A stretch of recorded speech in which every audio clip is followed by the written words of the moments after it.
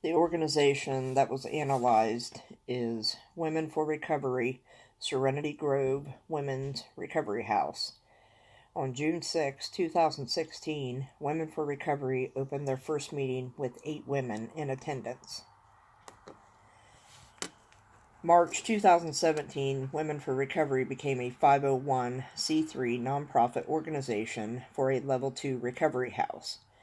They officially opened the doors of Serenity Grove to residents in April 2018.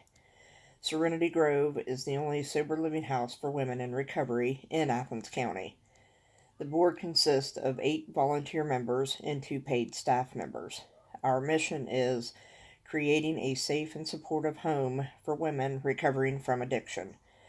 The organization acts on behalf of the residents to provide services such as taking affirmative action measures to ensure against discrimination in employment, rights of privacy, and individual rights.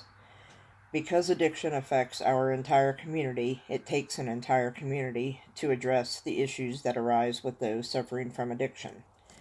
We are partnered with government entities, private foundations, volunteers, and donors. Women for Recovery work together toward a common goal and are motivated by making a difference in people's lives.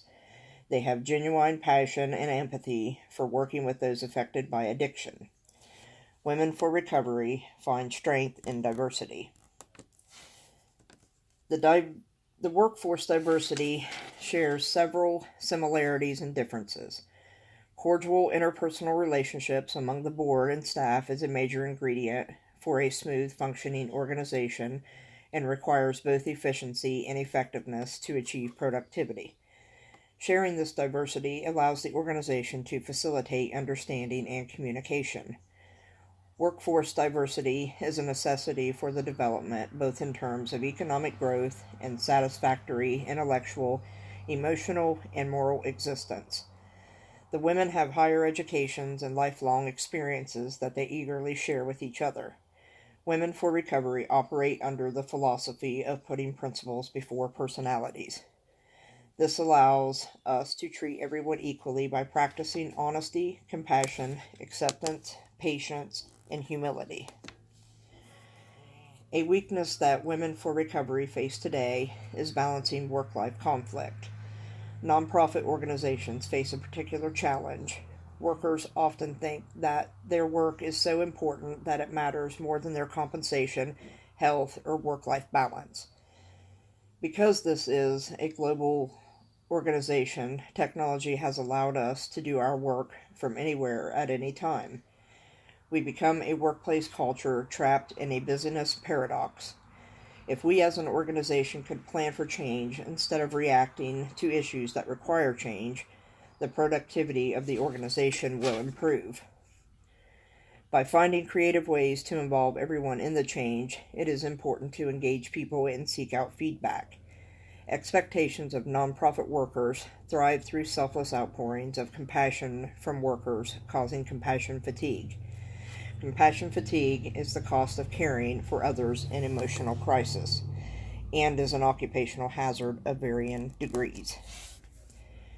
To improve the challenges that we face as an organization, I would suggest using workshops and trainings on using effective communication and listening. Because of the uncertainty that board members fear, it would be helpful to present changes that need to be made by inspiring the members.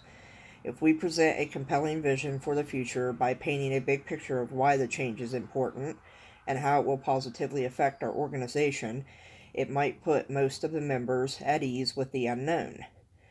Since nonprofit workers are at risk for compassion fatigue, I suggest putting in protocols in place that require downtime, vacations, and encourage interactions without discussing the workplace. An organization must understand their strengths, weaknesses, and the solutions for all barriers for progression. Members must be inspired, informed, empowered, and engaged to provide team effectiveness, employee engagement, and mitigating conflict. Our personal connections and clarity of challenges allows us to run our organization successfully.